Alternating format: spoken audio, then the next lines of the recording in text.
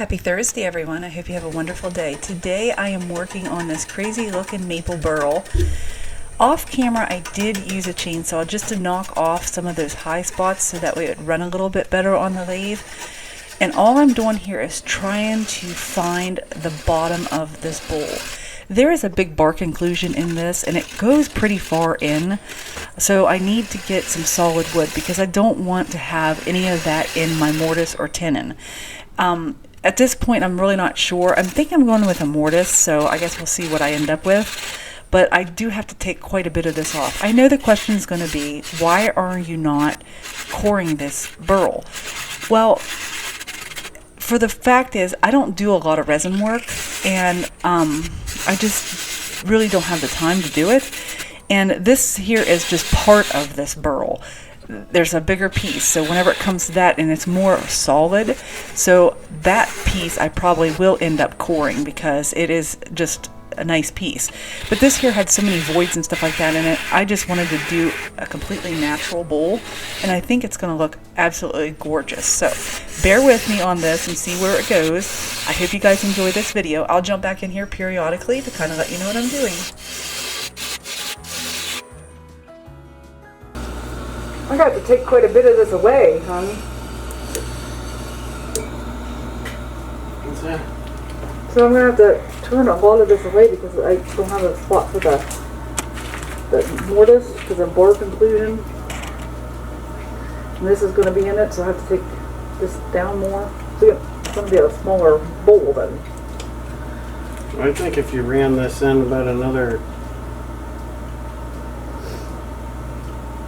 inch at the most, I think you might end up being lucky enough to get something to hold it. I mean, a little bark inclusion in your mortise is not going to bother you. This is hard though. So yeah, it'll be dangerous. Like that? Sure, it would be. It'd leave a nice piece though. Yeah.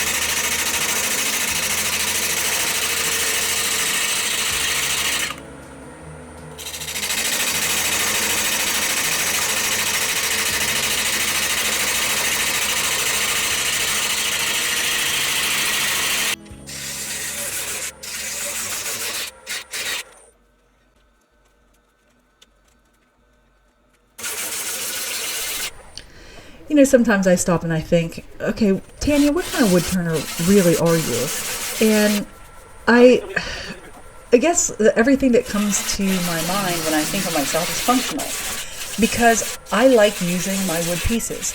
And, you know, it's nice to turn something fancy and, you know, it's just to look at, but I don't know. For some reason, when I get out into the shop and I look at a piece of wood, the first thing I think of is how can I use this piece after I'm done turning it, or how can somebody else use this piece.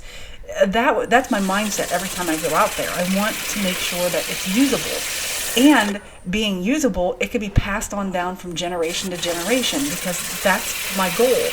Is, you know, if you get a bowl from me, you know, I'm hoping that bowl gets passed on down, and I hope it stands the test of time, because I'm taking trees that fell, that could just rot on the ground and just become part of the earth. I'm taking those trees that are down and turning it into something functional. I'm giving it a second life. I'm not cutting trees down to turn.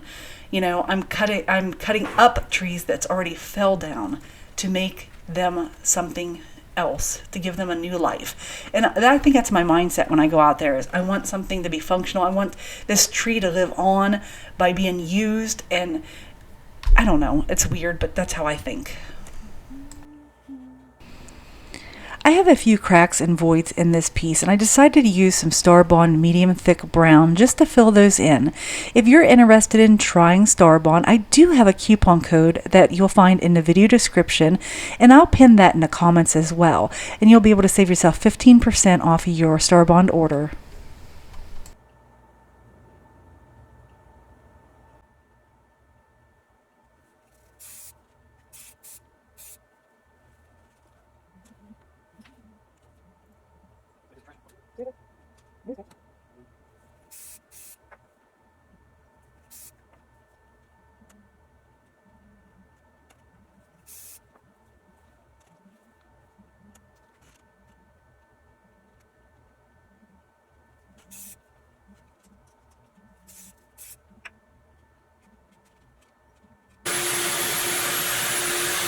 I started sanding at 80 grit, and I went through all the grits clear up to 320. I'm not going to bore you with the sanding process because we all know how to do that. I want to jump ahead to that finish.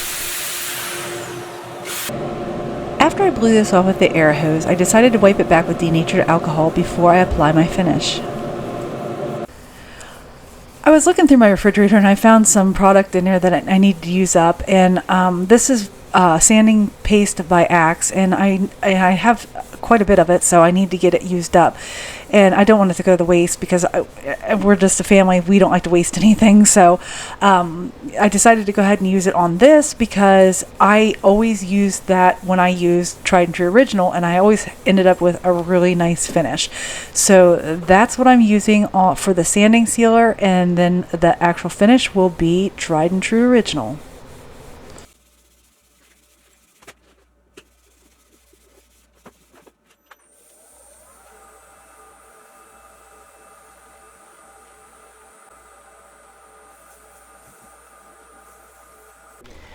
For the Tried and True finish, I applied the first coat, I let it sit for an hour, and then I come back in and wiped it, any residual that was there, and then I burnished it with steel wool. Now for the second and third coat, what I did with that is I applied it, let it sit for 12 hours, come back in, wiped off any residual, which was very little, and then I burnished that with steel wool. After I was done burnishing, I did take a clean cloth to wipe off the bowl to make sure there was not any fibers from the steel wool left on the bowl, so that way I was able to apply the third coat. And I followed the same step as I did on the second coat. I really love Tried and True. I'm not sponsored nor affiliated with Tried and True in any way. I just really love their product.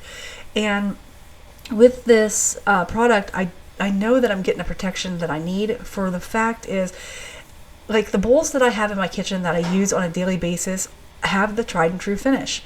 And I could wash those bowls and it still has that beautiful shine to them.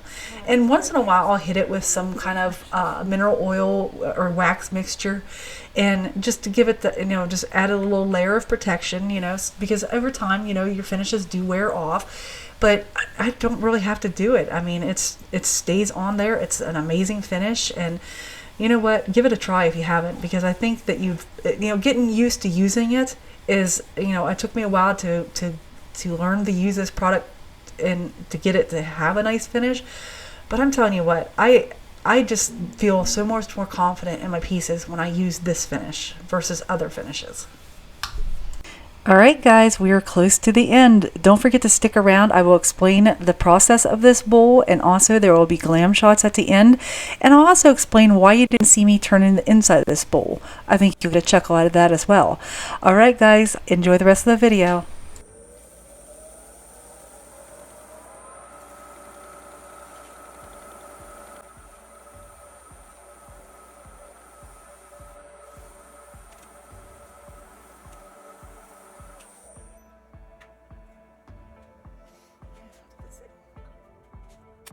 I really hope you guys enjoyed this video. I know you're probably wondering what happened to me turning the inside of this bowl. Well, that would be operator error, and that would also be me running my trap to my husband. and not paying attention to what I was doing.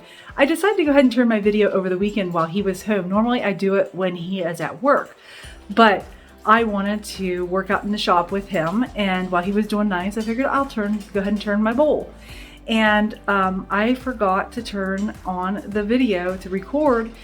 Instead, I was too busy running my mouth to my husband and forgot to do it. But anyways, you guys seen me many times turn the inside of the bowls out, so you know my approach to it. So I don't think it's such a big deal, but just in case you were wondering, I thought you'd get a hoot out of that. But this bowl turned out better than I expected it. I like functional pieces and I like to be able to use them, and this is very usable. So I'm very pleased with it. So without further ado, I do want to share this with you because I think it's absolutely gorgeous. Here it is. I think it turned out, and you can see where I filled it in with the Star Bond medium thick brown. I left this inclusion here. I love that. It has a bark inclusion here, and I hit that with some brown Star Bond, just to toughen it up a little bit because it was kind of loose and I didn't want it to fall out. And I love the inside. I love that drastic sharpness and then into the bottom. I guess that's what you'd say. But I did fill in a lot of these little voids that was in here. So I think it turned out lovely. Let me know in the comments what you think of this turn. I hope you guys enjoyed this video. And until next Thursday, you all take care. Stay safe. God bless. Goodbye.